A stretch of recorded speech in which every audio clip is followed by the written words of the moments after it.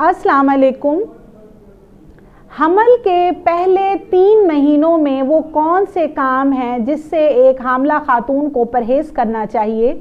हमल के जो पहले 3 महीने हैं वो बहुत अहम हैं, क्योंकि इससे बच्चे का फेट डिसाइड होता है कि प्रेगनेंसी किस तरफ जाएगी, बच्चे की ग्रोथ होगी या नहीं होगी। तो पहले 3 महीने का टाइम पीरियड बहुत अहम है। इसमें जैसे ही खातून के पीरियड मिस हो जाते हैं तो उसके अंदर जो है वो एम्ब्रियो इम्प्लांट होता है यूट्रस में जाके, सैक बनना शुरू हो जाती है, फिर उसमें फीटल पोल बनता है, फीटल कार्डिक एक्टिविटी आती है। तो हमल के पहले 3 महीनों के दौरान हामला खातून को एक तो बहुत ज़्यादा सफ़र नहीं करना चाहिए।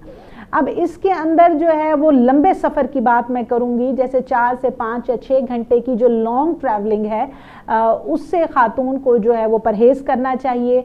फिर ऐसी ख़वातीन जिनके घर में सीढ़ियाँ बहुत ज़्यादा हैं वो बार बार सीढ़ियाँ ना चढ़ें उतरें, ये भी हमल के 3 महीनों में नुकसानदेह हो सकता है और इससे ब्लीडिंग शुरू हो जाती है। इसके अलावा बहुत देर बैठने का काम, जैसे कुछ ख़वातीन ऐसी हैं जो कपड़े सिलाई करती हैं या उनके काम की कोई नौइयत ऐसी है जिससे वो घंटों के हिसाब से बैठी रहती हैं, तो बहुत ज़्यादा देर बैठने से भी परहेज़ करनी चाहिए। मतलब पोस्चर को चेंज करती रहें ख़वातीन। इसके अलावा बाज़ ख़वातीन जो हैं वो बहुत ज़्यादा ओवर ईटिंग शुरू कर देती हैं, तो खाने में भी जो है वो तनासिब रखना हमल के पहले 3 महीनों में ज़रूरी है। फिर अक्सर ख़वातीन को जो है वो नौज़िया, वॉमिटिंग यानी उल्टी और मतली की शिकायत होती है, तो ऐसी ख़वातीन को चाहिए कि वो जो है वो वक्फ़े के साथ स्मॉल मील्स लें, और जब पानी का इस्तेमाल भी वो छोटे छोटे घूंट की शक्ल में पानी वक्फ़े के साथ इस्तेमाल करें, ताकि उनको जो है वो ज़्यादा उल्टी और मतली की शिकायत ना महसूस हो।